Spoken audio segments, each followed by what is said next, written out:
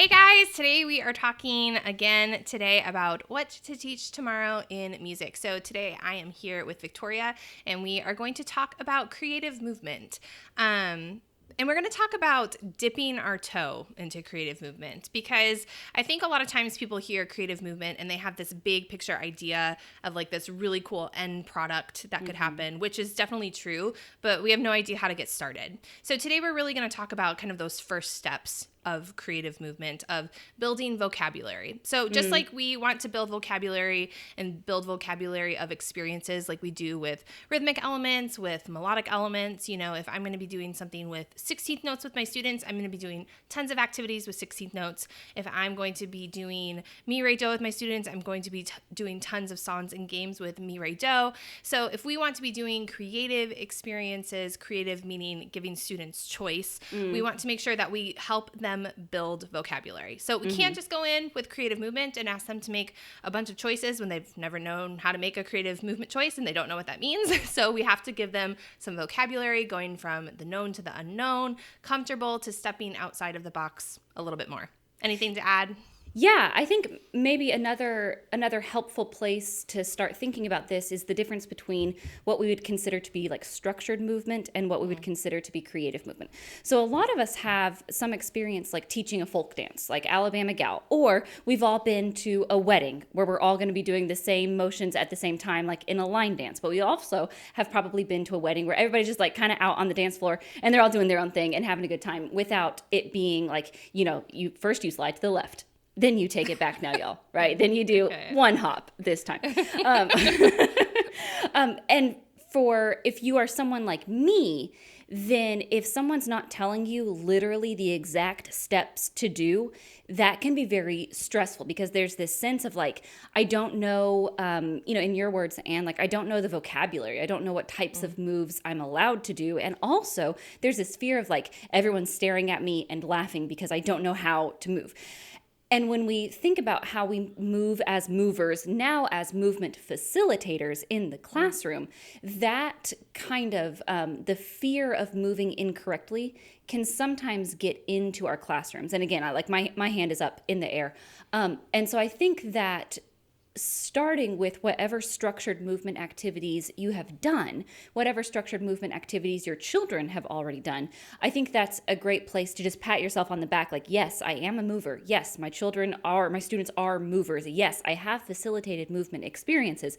Now, instead of structured movement, where we have like a choreographed series of movement steps, now we're going to take it in kind of a different direction and kind of open up some other pathways. So I am not the one instructing students. I am the one creating the environment where students make some of those decisions.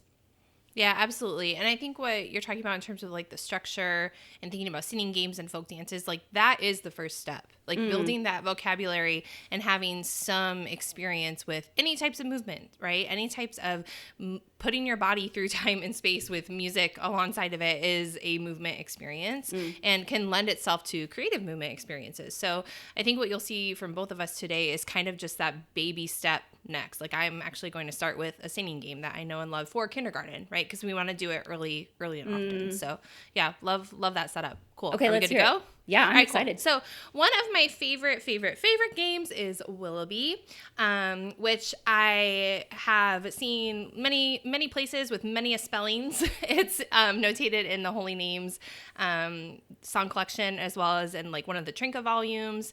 So it's kind of in and around and all over the place. If you're not familiar with it, here's how it goes. This way we will be, we will be. You take it so slow. We will be, this way we will be, all day long. There's my tonal center. I was a little sharp on the phrase before. Dancing down the alley, dancing down the alley, all day long. Yeah, and so this is kind of a great faster and slower comparative for kindergarten. That's why I use it. That's why I love it. It's also the first Lawnways set experience my kids have. So I do it a little differently than what I saw notated on the Holy Names song collection that I just looked at just to see how it was the same or different. And I also sing it a little bit different because it is a folk song, so there are definitely variants. But that's my version. The way that I play the game is I have my students in a lawn set facing a partner, and everybody is just kind of rocking back and forth. And then 2 students at the head of the set join hands, and they do a sachet all the way down to the end during the fast part, and then move on up. So it's that slow rocking moment on the "This way we will be," etc. And then dancing down the alley, dancing down the alley all day long. I'll move down is usually what I do at the end. And then we start again, right?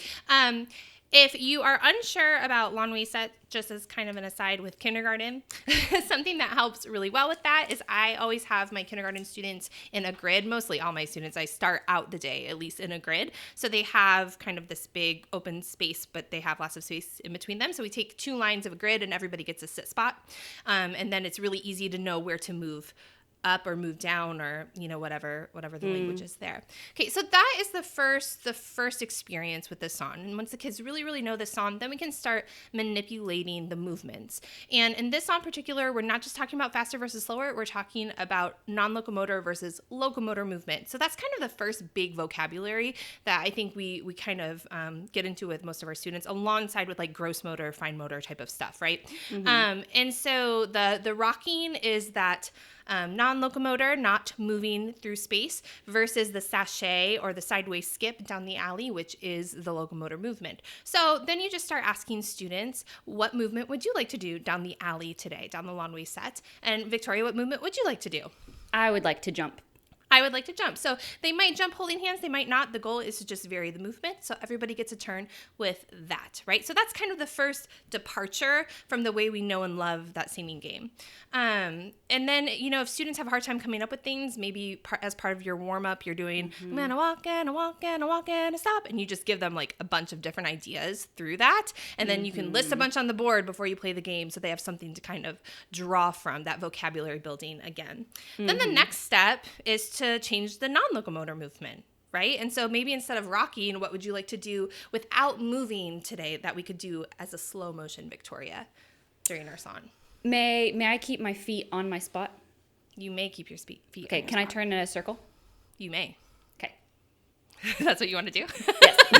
So then you turn. Yeah. Okay, so something that is just like in their self space. So that's a different way you could say it, right? Like if you feel like that's really locomotor or could be, then you can talk about self space versus shared space. And that's actually a perfect segue into kind of the third level. So we varied the locomotor movement, moving down the alley. We varied the non-locomotor movement where they're standing in the lawnway set. And then the third level, probably with older kids, is to perform in free space. Right? And it's kind of like a reverse of the way you do the song, because you could do skipping down the alley, skipping down the alley all day long. And by the time you get to the end of that song, frog in my throat, forgive me. By the time you get to the end of that song, they need to be in front of a partner. And maybe you choose the movement that day and it's a stretch, and you stretch with your partner during "This way we Willoughby," etc. And then I always envision like a wheel, like a wheel of locomotor movements, and you could do it like with an online tool, I'm sure. And then they pick the next one and it's gallop. So gallop down the alley, gallop down the alley all day long, etc. The next level is going to a partner and not having an assigned non-locomotor movement, and instead do some mirroring. So this probably wouldn't be my first experience with mirroring, but so one student's the leader and then the other student's the leader. So what that might mean is you sing the slow section twice. So it would look like this. Dancing down the alley, dancing down the alley, find your partner. This way with partner A, we Willoughby, all day long. Second partner, this way leads, right? And then you move to a new partner, and then first person mirrors, second person mirrors.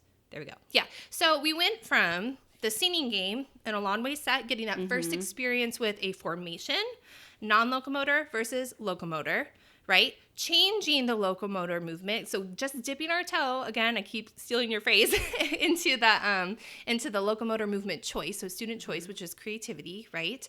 Then changing the non-locomotor, still in that lawnway set, then moving to free space, switching partners, still having like kind of the parameters of the teacher deciding what the movements are going to be, and then total freedom, free space, looking at a partner and doing some mirroring, which is all student choice and what's inspired in that moment. So beautiful. Yes. Round of applause. I love that. I like the layers of it. And if you start and you do the long ways set and that's like absolute chaos, then that's, again, like going back to what we talked about last week, which is that assessment piece, then that's great information that we're not ready to move around in free space and find a partner and have total control over the mirroring activity, right? But there's joy and there is a lot of beautiful movement work happening just in the regular singing game, right? So it's okay to stay there until kids are ready to move forward. Yeah, and I love that you said that. This is a conversation I was having in my methods class after my students were talking about how to chunk lessons, right? Yes. And this idea that, and we've talked about this before, you can have an activity-based lesson where, like, if your third graders are rocking and rolling and you start with this singing game at the beginning of your 45 minutes, and by, like, minute mark 40, they're doing, like, amazingly well, maybe you want to kind of start a little bit of mirroring that day, and that's just your lesson for the day. But for me in my classroom, I know a lot of times I'll do the singing game one day. I'll do change the locomotor the next day. I'll do the locomotor different and the non-locomotor the next day, and so on and so forth. So there's those natural stopping points where we can chunk into different lesson segments, and it doesn't have to happen all in one lesson. And kids also have time to develop, again, like you're talking about the vocabulary, right? They have time to develop what is an appropriate movement to go down the alley. Right? Like, you're going to have a hard time flossing down the alley. You can do it. You can try it, But they'll right? try it, yeah. Yeah, sure. you can try it, and that's fine. But now also you know that flossing is a great option for staying in self-space. So you can go very slowly in that A section doing your flossing, right?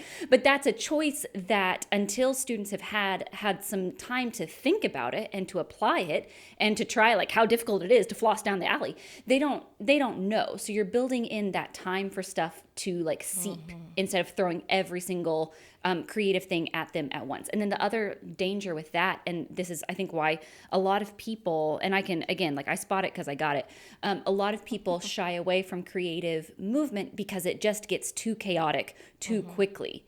And I think the reason is we throw too much at students before they have, again, what you're talking about, the vocabulary piece. Yeah, and even if they seem like they really have it, I mean, to your point, this is the type of game where I've seen kids go out on the playground and, like, giving it a whirl and then gotten ideas and then come back and it's completely different the next day. I mean, we've all taught that lesson no matter what it is, where we've done, like, some review and we're like, you didn't do that way yesterday, right? And so having that think time, having that wait space is really important. Yeah, cool.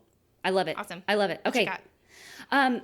Let's build off of that. So now we've talked about some ways to move around the room. We've talked about some things that you can do by yourself. Now let's think about ways to move with a partner. One of my favorite things to do for kids who have not had creative movement experiences in a school setting, and that's something else that we could also touch on. Kids have creative movement experiences. We're just not having them in our classrooms. But and your girls are great examples of this. Like, how often are they just, like, moving their hearts out to Frozen like 2 right now. or Encanto? Yeah. Yes, exactly. Yeah. So kids are already having these creative experiences. I think it's us as the adults that can sometimes hold them back. So anyway, one of my favorite things to do for dipping your toe into creative movement is to take it in somewhat of a more literal sense. So let's sing. You don't have to sing if you don't want to, Anne, but we can sing Jack and Jill Went Up the Hill. Let's sing it. Here we go. Jack and Jill went up the hill to fetch a pail of water. Jack fell down and broke his crown, and Jill came tumbling after. And we're just going to sing it on a So and Me. Yeah, but there's always that. I know. There's always that question. Okay, great. Can you tell me what Jack and Jill were doing, Anne? They're going up the hill. Ooh, I agree with you. Let me close my eyes and let me imagine that hill. I wonder what I see on the hill. I wonder if it is a hill with any grass on it. I wonder if it's a hill with any flowers or no flowers. I wonder if there are bees on the flowers, or maybe no bees on the flowers. I wonder if there are trees with bees and flowers, or maybe no trees. Maybe it's just, and I wonder what type of grass. If it's like that floppy grass that's like some really nice places have that really beautiful floppy grass, or maybe it's like that spiky grass that you don't like want to step on without shoes. I wonder, can you tell me anything about that hill, Anne? Yeah, I see lots of pink flowers and hummingbirds and big evergreen trees. Oh my goodness. Pink flowers and hummingbirds and big evergreen trees all around the room. First grade, will you please close your eyes and imagine yourself as either a pink flower or a hummingbird or a big tree? And when you have your favorite choice, will you turn your body into that shape? It's hard to show. I know. Okay, great. So you can't see me, but my feet are out wide and I'm on my tiptoes and I'm using my hands out to the side so I can be the big tree because my favorite shapes are big shapes. Okay, great. Thank you so much. I heard that they were going to get something at the top of the hill. Do you remember what it was? I see quiet hands all throughout the room, and Anne has her hand up too. Anne, what were they going to get? They were going to fetch a pail of water. Ooh, fetch a pail of water. I wonder if that means, and we can go into a very brief discussion. I wonder if they're going to play fetch like a dog. No, it just means they're just going to get a pail of water. So I wonder, what will it look like for them to get that pail of water? Okay, so then we go through that same idea. Tell me about the well that they were using. Was it just a hole in the ground, or was it like a structure? When they pulled up the water, was it light or was it heavy? Did they have to dig the well themselves? I don't know. So we go through all of this kind of mental exploration first, and then by yourself, I will sing the song and you act out the different parts of the story. It is not a literal interpretation of everyone marches and then everyone falls to the ground and then everyone falls to the ground again, because we've taken the time to like set the scene with student imagery, and then so we've done it by ourselves. Now, will you find a group of, depending on the age. And I'm holding up, just for 2. Friends listening, I'm holding up a 2 and I'm holding up a 3, and I would not go above 3 people. And same thing that you were talking about, Anne, like if you want to keep this just by yourself, yes, great idea. If you want to find a partner, that's also a great idea before you move to a group of 3. All good. So now you with your partner, you're going to find your own way to show this story. And when kids do this, it is delightful, because they are making not Jack and Jill literally marching up the hill, but they're like making the hill with their body by like laying down and putting their feet in the air, and then they wiggle their feet and they're like, it's the grass at the top of the hill, right? And just like, it's so beautiful to see how they make it work. And then, several extensions and several things later, we are hearing the song while some of our friends play it on So and Me. And then we can have, this a separate conversation, but then we can have pick something that was living at the top of the hill, pick something that was living at the bottom of the hill, and then we can echo some So and Me melodies from there. But like I said, that's a separate, kind of a separate extension of this. But I think my main idea is, if you have something that has literal scenes that kids can act out, but also add in their own imagination to paint the scene, then that can open up some really nice pathways. And then starting with imagining the thing and then showing it yourself and then finding a partner to collaborate with is a pathway that has a lot of success and a lot of fun with it. Yeah, what I love about this is it's beyond pantomiming, right? Like that's kind of like a first step, like a beat motion thing's kind of a first step, a pantomime thing's kind of a first step, but exactly what you said, you're painting this really vivid picture that they're helping you to paint. And then it's not only are they having this picture painted, but they're actually like becoming part of it, right? And they're exploring levels, they're exploring their use of space just in their own self space, they're exploring space like with a neighbor. Really, really beautiful sequence. I like that a lot. It's great. So I think a big takeaway from yours that I was getting, Anne, is take something that is already structured and see how you can change it and let kids decide what those movements are going to be. Even though it will be a structured singing game, there's room for you to take out the black and white directions and ask students to create their own directions. And then with something like Jack and Jill, there doesn't have to be a movement component. Kids will create the movement component to it, if you offer that kind of that basket for them to put stuff in. Yeah, absolutely. And this is something I've said before, but just this idea that just because something's notated like as the game, just Yes. I mean, what I just shared is the example of that. I mean, you start there and see how it feels, but there's always room for it to live a different way inside of your own classroom. And I think that your activity is really hitting on something important where students have this opportunity to really share their artistry, and they can draw inspiration from things other than like faster versus slower. They can draw musical and movement inspiration from things that are, a picture or, a statue or like forms from nature, all that kind of stuff. So they painted the picture in your activity, but there's nothing wrong with coming in with like a beautiful landscape photo and be like, oh, like let's pull something from this, right? That's something that happens way down the road, like past what we're talking about today. But there's all those different points of inspiration that you can pull from. So yeah, really, really cool. Awesome. We did it. Yay, hooray.